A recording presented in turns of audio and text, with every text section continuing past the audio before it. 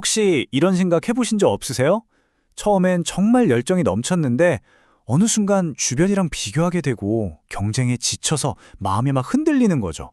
2000년 전의 고전 논어에서 바로 우리를 위한 해답, 이 한결같은 마음에 대한 지혜를 한번 찾아보겠습니다. 자, 여기 한 대학생이 있습니다. 이름은 준영이. 평소 정말 존경하던 교수님의 퇴임식에 참석했어요. 그런데 30년 교직 생활을 마무리하시는 교수님께서 준영이에게 딱 한마디를 남기십니다. 가장 중요한 것은 겸손하고 한결같은 마음을 가지는 것이란다. 교수님의 그 말이 준영이 마음에 계속 맴도는 거예요. 가만히 자기 대학 생활을 돌아보니까 와, 처음에는 정말 순수하게 배우고 성장하겠다는 그 열정으로 가득했거든요. 근데 어느새부턴가 남들한테 뒤처질까 봐 불안해하고 좀 더 잘나 보이고 싶어서 조급해하는 자신을 발견한 거죠.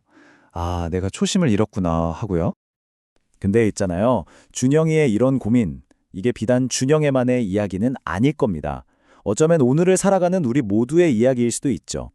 그리고 진짜 놀라운 건 이 고민이 무려 2000년 전 공자가 깊이 파고들었던 아주 중요한 주제였다는 사실입니다.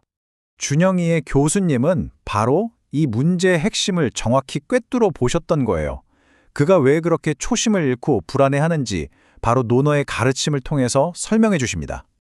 교수님은 준영이에게 이런 지혜를 건네주세요. 마음이 흔들리는 건 말이야, 바깥에 있는 경쟁 상대 때문이 아니야. 바로 자기 자신을 속이는 척 하는 마음, 그러니까 그 허세 때문이란다 라고 일깨워 주신 거죠. 그렇다면 이 지혜의 원천은 과연 어디일까요?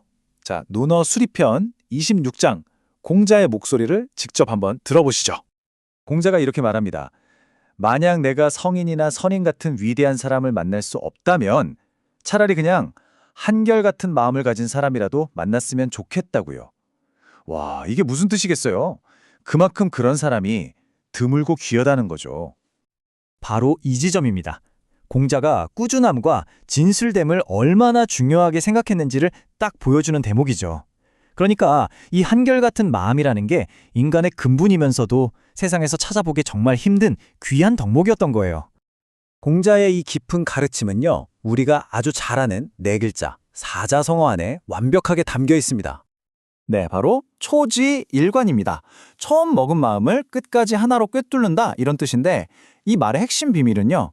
한결같다는 의미를 가진 딱 한 글자에 숨어 있습니다. 자, 보세요. 한결같다는 건 결국 뭐냐? 계속해서 이어지는 마음이라는 뜻이에요. 시간이 흐르고 상황이 아무리 바뀌어도 변하지 않고 꾸준히 그 자리에 있는 진실된 마음, 바로 그걸 의미하는 거죠. 자, 그럼 이 한결같은 마음이 한 개인을 넘어서 공동체 전체를 위기에서 구해내는 그런 강력한 힘이 될 수도 있을까요? 이번에는 한 마을의 이야기를 통해서 그 답을 한번 찾아보겠습니다.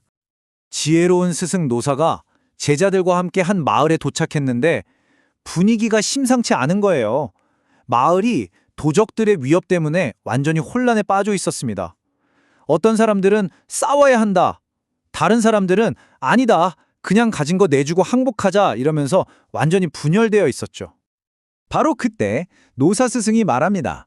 지금 가장 중요한 건 두려움에 이리저리 흔들리는 게 아닙니다. 초지일관의 정신으로 우리 마을의 뜻을 하나로 모으는 것입니다. 라고요. 우리의 평화를 지킨다. 이 공동의 목표 하나만 보고 마을 사람들은 각자 자기 자리에서 묵묵히 제 역할을 다하기 시작합니다. 이렇게 하나하나의 한결같은 마음들이 모이니까 결국 어떻게 됐을까요? 네, 성공적으로 마을을 지켜냅니다. 노사의 그 한결같고 명확한 의지는 단순히 도적들을 물리친 데서 그치지 않았어요. 그들에게 새로운 삶의 길까지 열어주면서 공동체의 비기를 기회로 완전히 바꿔놓은 거죠. 자, 대학생 준영의 개인적인 성장 이야기, 그리고 위기에 처했던 마을 이야기, 이 두 가지 사례가 오늘을 사는 우리에게 어떤 길을 보여주고 있을까요? 결국 이 한결같은 마음이라는 건 그냥 책상에 앉아서 하는 철학 얘기가 아닌 거예요. 우리가 어떤 목표를 향해 나아갈 때, 또 겉으로 척하는 게 아니라 진짜 내면의 힘을 기르고 싶을 때, 그리고 다 함께 힘을 합쳐서 어려움을 이겨내야 할 때, 우리에게 이쪽으로 가 하고 방향을 알려주는 아주 실용적인 삶의 내비게이션 같은 거죠. 그래서 마지막으로 우리 각자에게 이 질문을 한번 던져보면 어떨까 합니다. 모든 것이 정말 빠르게 변하는 세상이잖아요. 이런 세상 속에서 한결같은 사람이 된다는 게 얼마나 귀한 가치인지 다시 한번 생각하게 하는 공자의 말과 함께 오늘 이야기 마무리하겠습니다.